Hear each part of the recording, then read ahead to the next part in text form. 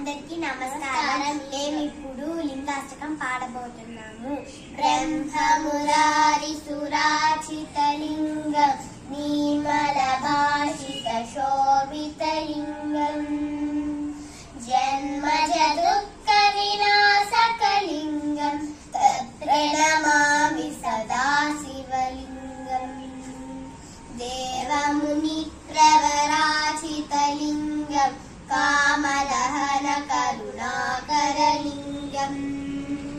రావణ దర్ప వినాశకలింగం తత్ప్రణమామి సదా శివలింగం సర్వసుగంధ సులేపితలింగం బుద్ధి వివర్తన కారణలింగం సిద్ధసురాసురవందితలింగం తత్ప్రణమామి సదా శివలింగం కనక మహామణిభూషితలింగం పణిపతి వేష్టిత శోభితలింగం దక్షయజ్ఞ వినాశకలింగం తత్ప్రణమామి సదా శివలింగం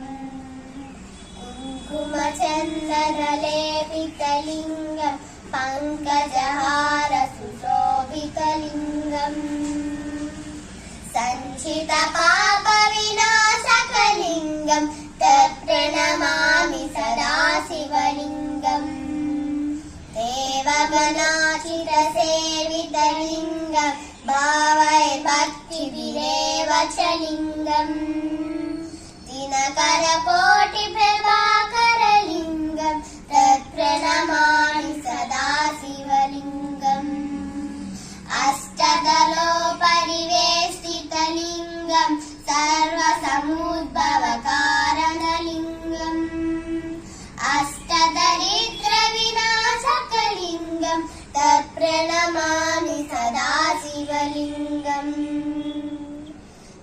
సురగురు సురవర పూజితలింగం సురవన పుష్ప సదాచితలింగం పరమ పరం పరమాత్మకలింగం తత్ప్రణమామి సదా శివలింగం లింగాష్టకమిదం పుణ్యం వ్యపటే శివ సన్నిధౌ శివలోకమాప్నోతి శివేన సమోదతే.